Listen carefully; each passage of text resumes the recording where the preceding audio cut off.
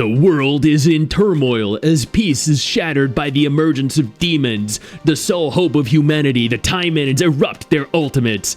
Command powerful and captivating characters to stand against the evil that threatens the world. You know what? That right there, those 3 sentences, those 3 lines provide more story than the entirety of the game itself in game, which is absolutely insane. Taimanin Squad is a turn-based Taimanin game that is based in the world of action Taimanin, Taimanin Ecstasy, the Taimanin Yukikaze, Taimanin Asagi anime series, Hell Knight Ingrid. It features voluptuously shaped waifus, and yeah, that's I feel like the entirety of the game. But you know what? Let's go ahead and take a look. You know what? This is actually, in all seriousness, kind of a cool looking splash screen, the intro screen for the game. If only the game itself were as cool as the login screen was, or as good as some of the characters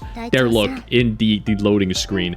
So this right here is Taimanin Squad. We'll go ahead here and start this off with the characters. Yes, they look absurd, ridiculously proportioned, but at the same time, really goddamn good. They perfectly recreate the characters from the cultured anime series. You can level all of your Taimanin up. Actually, leveling them is not at all easy, and requires extensive, egregious amounts of grinding to do so. This is one of the issues that I have with the game. You can level your individual skills up. Once again, this is very difficult to do. I've poured in, I think, like 12, 15 hours, and I still haven't unlocked the ability to upgrade their skills yet. You can craft weapons, which we'll touch on in just a minute, but each character requires their own signature weapon. Characters can also equip power cores. These functions like artifacts, like echoes, they have 2-piece set bonuses. So here the attack power core provides a 12.5% increase in attack. This provides a 10% increase in crit rate. There are, or seem to be, 8 different slots that you can equip. I have 6 currently equipped. Well, 5 currently, or yeah, 5 currently equipped out of the 6 that I have access to. And it seems like once I upgrade to grade 4, the character's ability unlock, then I will gain access to that slot, and then that one for slot 5. These are actually done through the grade upgrade and the ability unlock over here, which costs materials that you can farm for. That is everything pertaining to the characters. There is the exchange post where you can use gold that you acquire in game to pull for the odd thug here or there, some very mediocre power cores, a couple of different upgrade materials here or there.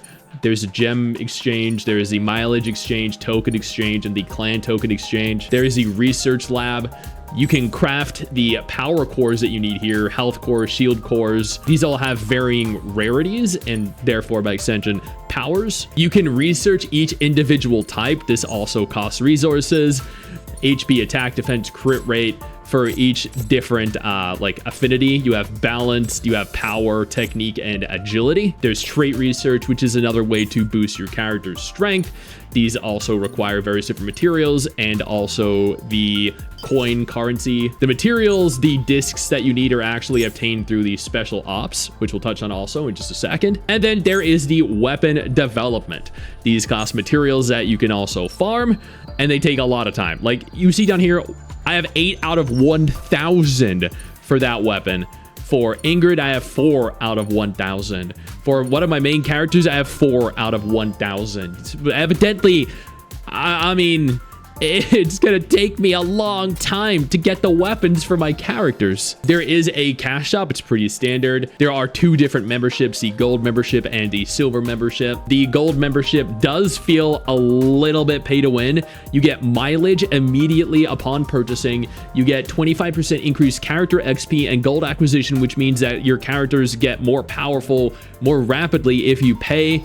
Increased max energy, additional daily mission control tickets, 30 plus daily repeat battles, and the 3 max multiplier applied where applicable. So if you're paying, if you have the money to, you're going to be vastly ahead of your competition. This is going to significantly benefit the whales. There is a clan feature. I am not a part of one. I haven't joined one.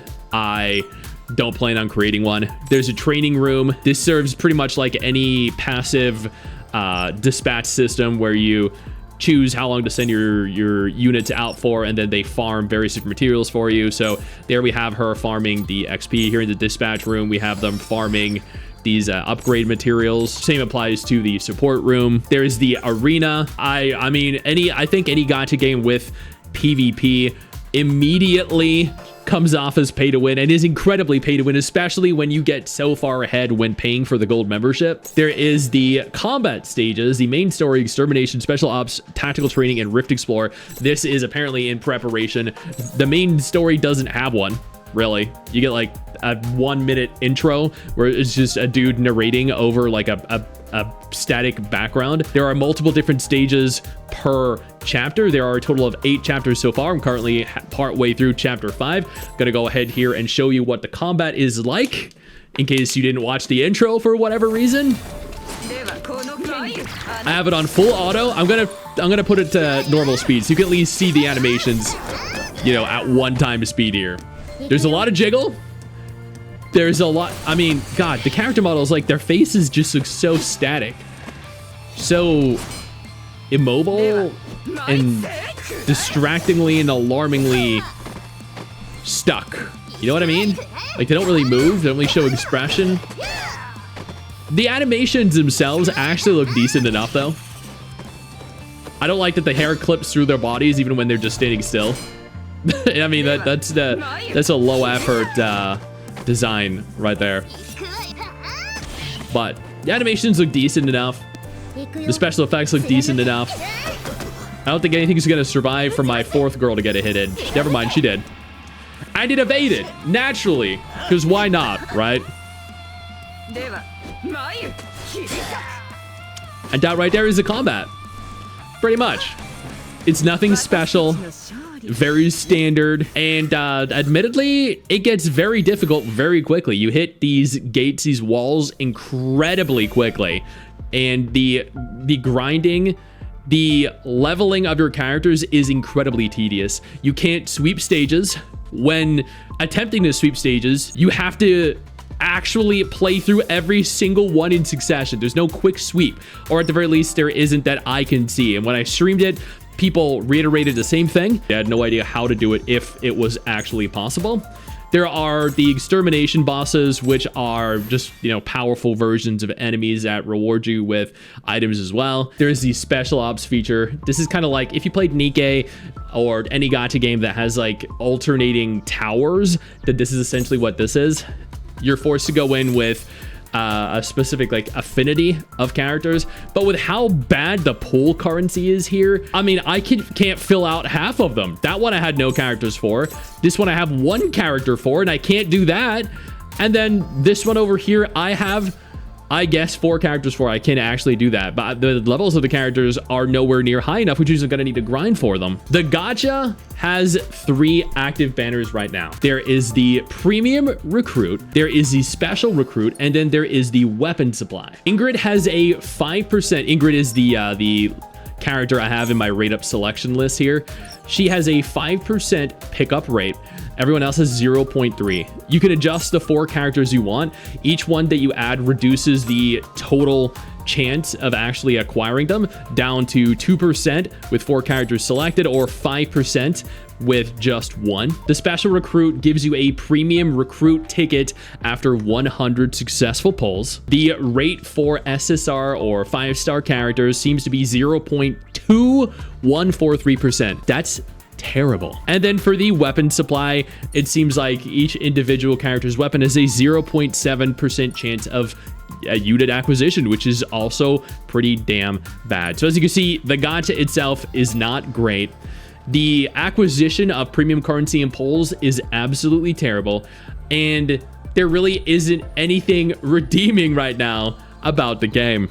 Now let's go ahead here and break down my rating. Content, 3 out of 10. There really isn't a whole lot to do. You spend more time booting up and closing out of the game than you do playing it. Difficulty, 3 out of 10. The game is pretty difficult and honestly gates you very, very often. The spikes are too sudden and too frequent. Free-to-play friendliness, 2 out of 10. You earned barely any premium currency. You earned very few pulls over several days of playing. I believe I did like 3 10 pulls. Gameplay is 6 out of 10. It's fun. Characters look great. Animations are good. Special effects look decent. And the textures are decent enough. Graphics, 4 out of 10. Graphically, the game does the IP justice. It's nothing great, and the characters do look pretty good. But outside of that, it's still kind of bland. Sound, 4 out of 10. It's just, it's kind of there. Story, 0 out of 10. There's legitimately no story at all. It's horrendous, it's disconnecting, and it's disappointing. Voice acting, 7 out of 10. I wish there was an option for an English dub, but this was still pretty good. World, 2 out of 10. Since there's no story and the regions are all just bland and boring, I can't say there's really much, if anything, to even enjoy. Fun, 2 out of 10. I did not have fun playing it. Some of the characters look great. The combat can be fun at times, but that's it. I had absolutely no motivation to continue actually playing it. Overall, I'd give this 33 degenerate waifus, or 3.3 out of 10. Action Taimanin is by far the better game, significantly so, with the exception of graphics. I know you think that you just hit the end of the video, and technically, yeah, you have. And I know your first reaction is to close out of it at this juncture, but don't. No, instead, I urge you to take a moment here and click one of the videos on screen that are coming up in just a moment, so you remain up to date with everything going on in the gacha genre. Trust me, you're not going to regret doing so. Stay flaccid.